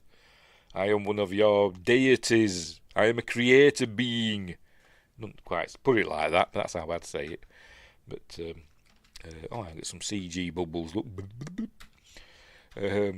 So they say, "Oh, cool, you're a user." But recognises are following them. There they are. Tower Guardian's been put with the others, been taken out of his big thing contraption he's in. Res up the carrier for pursuit. Right, whatever that means. Right, anyway, so here come these. I forgot what these are called. Does it tell us? But these, you can tell. Oh, grid bugs. There we go. They just we never see them again, I don't think. They come out here. You can tell that these are traditionally animated. This is just drawings. Because you can tell. Look, you can tell that they're just traditionally animated characters. Look, and we never see them again. But whatever. There's loads of them, and that's it. Cool. He's torturing Dumont. There he is, look, zapping him. Yes, I'm old, so am I. Anyway, they hit a snag. Look, they've hit there we go, a power surge. So they've got to transfer onto another stream. Cross the streams, pardon me, so to speak. So it's up to Flynn and his magical user powers, because remember he's a god now. Dear. So off he goes to see to this. Another junction, there we go, in 7 or 8 nanoseconds. So they've got to, there we go, he's going to jump down and he's going to use his body to transfer the energy to another thing. There we go, there we go, zap, and they're just going to magically move to the other stream. There we go, here comes the recognisers. With their satanic symbols, look. Pentangles, or whatever the bloody hell they call. Anyway, they move to the other stream. There they go. They move to the other stream, and they get zapped by the power surge, and off they go on their merry way. Hopefully that's going in their direction. It seems to be, doesn't it? So, right. So he's a bit done in, is Flynn, but he'll be fine. He'll be fine. Right. They say, "You should be dead." Yes, well, I'm a user. Right, so they're heading through the various landscapes of the computer world. But suddenly, oh no, here comes the Sark's carrier. That view kind of reminds me of from Babylon 5, what was it? The Agamemnon, them Earth Alliance destroyers. It looks a bit like one of them, doesn't it? Anyway, But here it comes, and I've missed a bit. It's destroyed the solar sailor, look, and they've got to jump or whatever. I can't remember who's got off. I think Yori. I can't remember who. I think Yori and Flynn are on the carrier, and Tron somewhere else. They're always getting separated, aren't they, in this? Yes, there's Yori and Flynn. So he's sad now, he's Flynn. He thinks he's failed. Look, he's all, I'm rubbish. But anyway, so here comes Sark. Sir, we have erased that program. Then he sees Flynn. He's like, oh, you. I saw you de-resed. Yeah, well, whatever. But anyway, so it says this carrier will be de-resed, and you along with it. We're sodding off. So they're heading out. They've got a little a little escape pod that everybody's getting into. There's Tron. Look, he's climbing about on the outside. Is he on the outside of the carrier? I think he is, isn't he? So off they go. And I think is Tron on that now? I'm confused as to what's happened with Tron. I've forgotten what he does. I want to just bloody watch the film. Right, off that goes. So where does Tron go? I don't know. But anyway, the carrier starts de-resing in a minute. Off this thing that they're in. Sark and all his gang are in there. They're heading to, that's the MCP's palace, or whatever you want to call it. But they're there.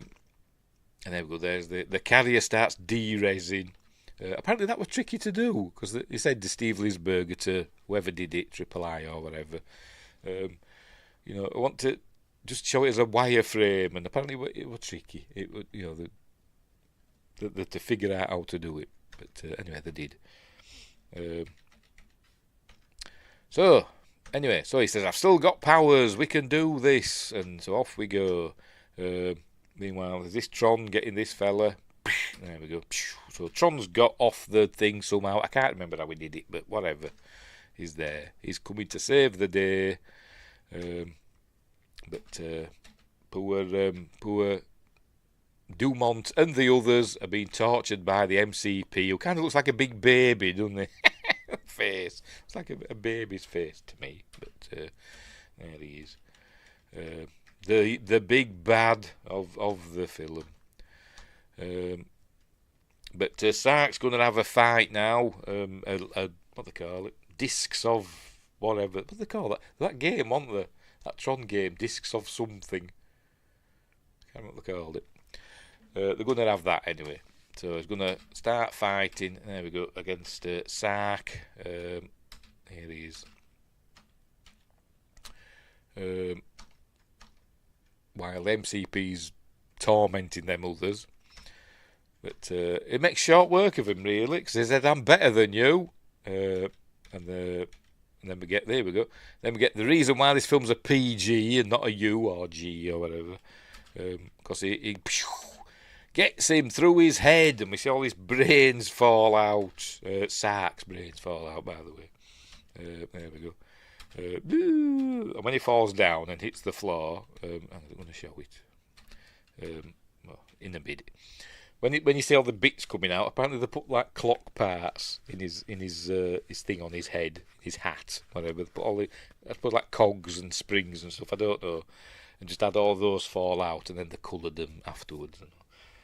But that's why it got a PG, because somebody gets hit in the brains, and your brains falling out. Even if they're just computerised brains, that gets you a PG. So this will it have been? Oh no, it might not have been Disney's second PG rated film. I don't know. What we're watching in the woods, was that a PG or that was a G? I know The Black Hole was Disney's first PG rated film, wasn't it? It was an A certificate in the UK.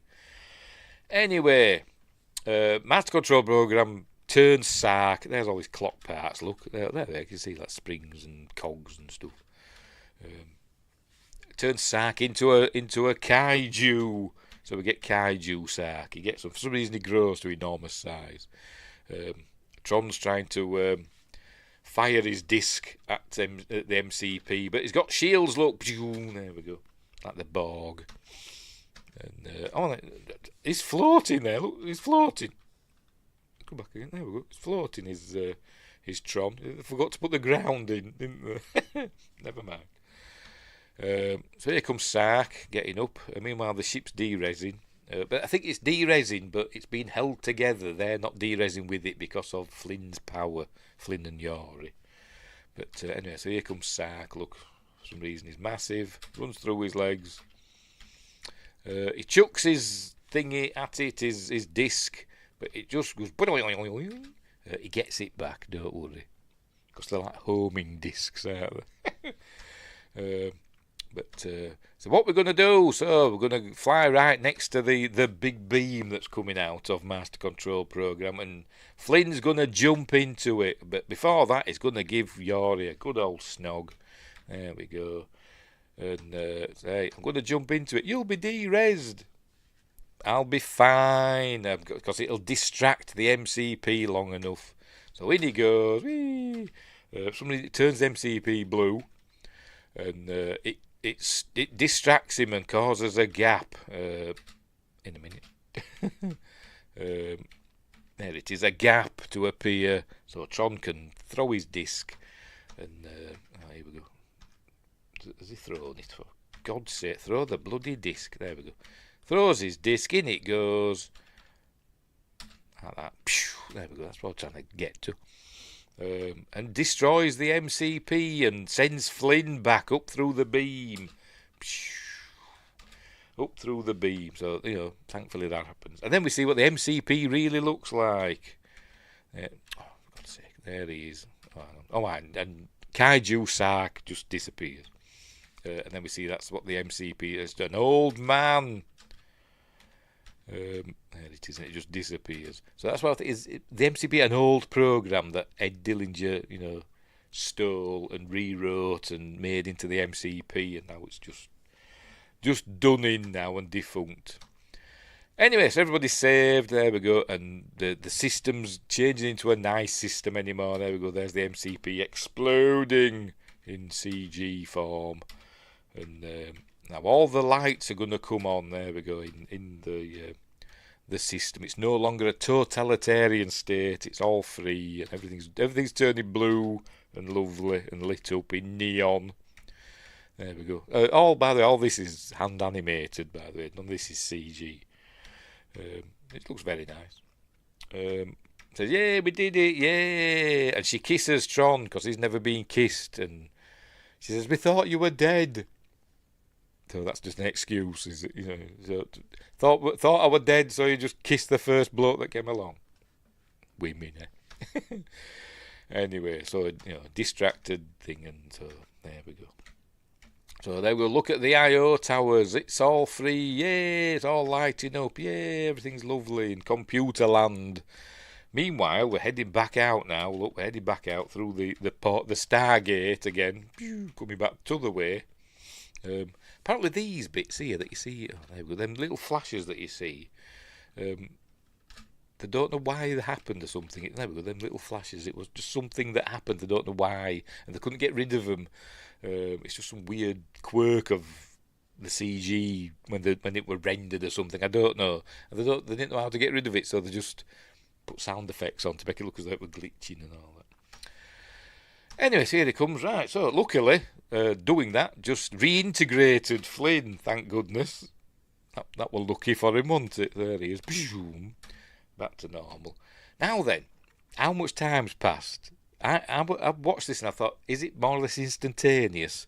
Does he remember what went on in the machine, or does he just think, it's instantaneous and the information comes up now on the computer? There we go, on there, the teletype. I don't know, but anyway, I'm thinking maybe he does, because he says to him hello programs to him, doesn't he? But I don't know. But anyway, so apparently this is good enough for a court of law. It prints out. Original program written by K. Flynn. There we go. Because it says priority 1, a judge will be good for that. There you go. Anyway, so there we go. That's Ed Dillinger done for. I'm sure he chucked himself out of the window or something. I don't know. What happened to him? Does it tell us in Tron Legacy? I know we see Ed Dillinger's son, don't we? Cillian Murphy. But does it tell us what happened to Ed Dillinger? I don't know. Did he go to prison? I don't know. Or were he just fired? I don't know. But anyway, so there we go. And Ed Dillinger just looks. We see the sun's coming up, look. And that looks very fake.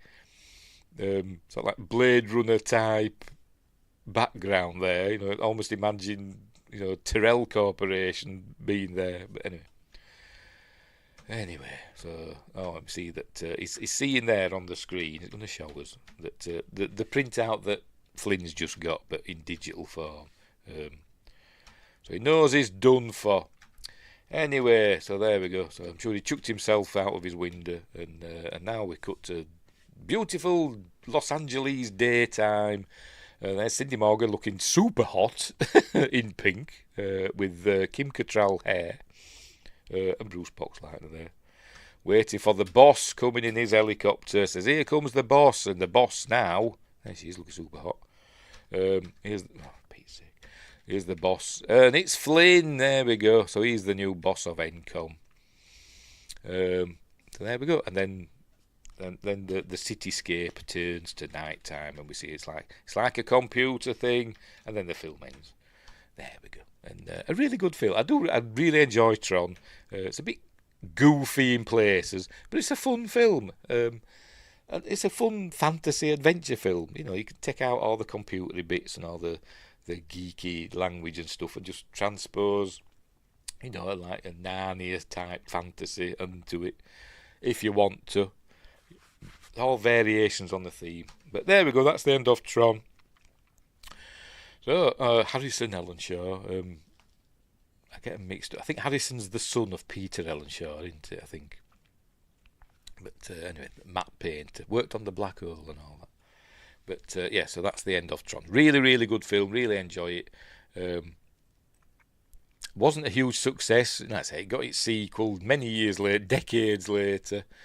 Which is alright, it's alright, it's Tron Legacy. But I do prefer this one. I think Tron Legacy is a bit too long, really. This one gets it over with, doesn't it? Just over an hour and a half, like 96 minutes or something. But Tron Legacy is a little bit too long. And I haven't seen Tron Ares, so I can't talk about that. Justice says, good movie. Yes, it is good. Not great, but good.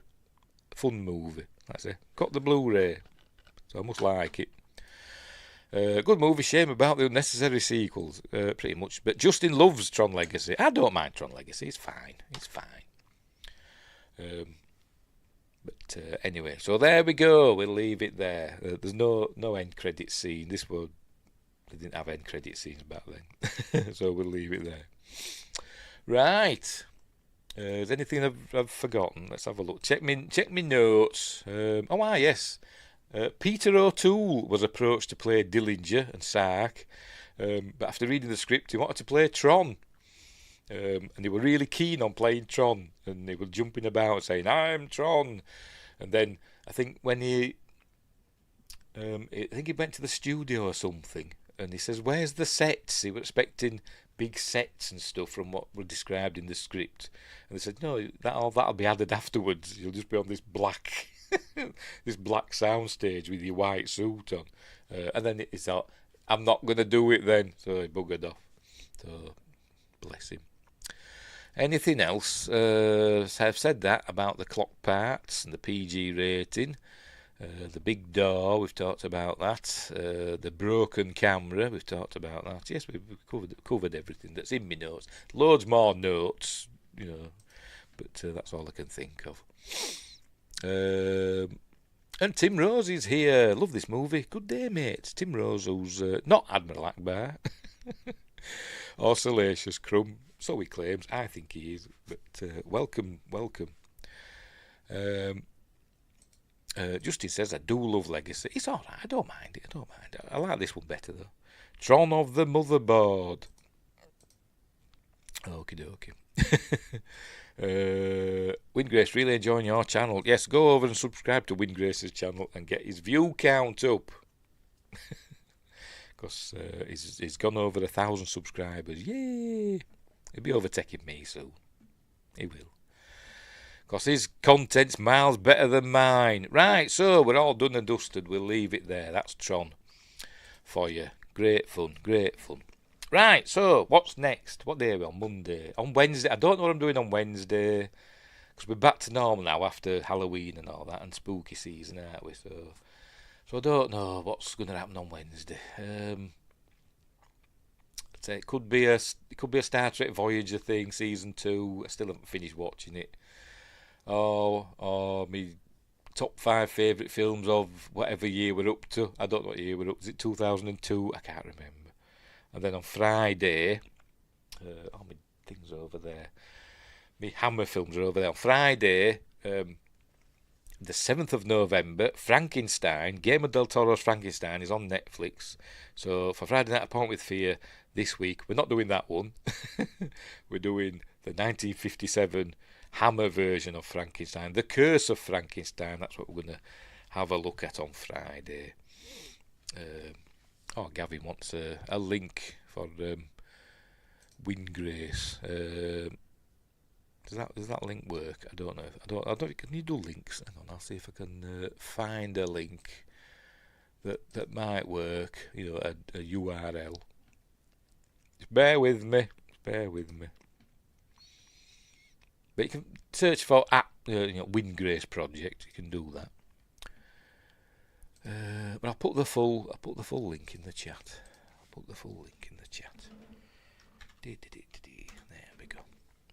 There we go.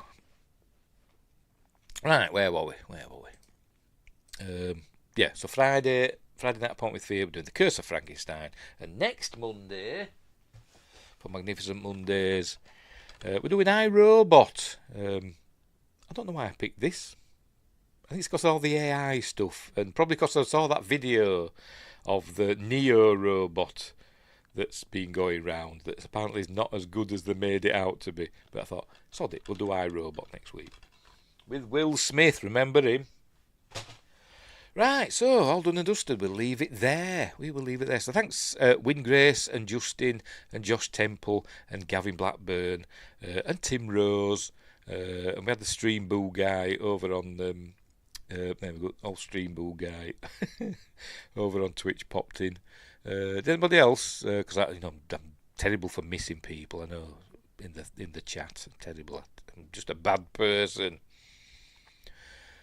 No, I think we've got everybody. I'll just have a quick look on Rumble. Make sure there's nobody said anything on Rumble. No, they haven't. No Rumble chats. I never get any Rumble chats. Right, so we'll leave it there. Oh, there we go, Josh Temple. See you all in your sleep. I hope you don't. You're not like Freddy Krueger, are you? Why did I say it like that? Freddy Krueger? Don't know, but unless he's just spying on me. Right, so we'll leave it there. So, thanks for watching, and wherever you are, look after each other, and until next time, I'll say there.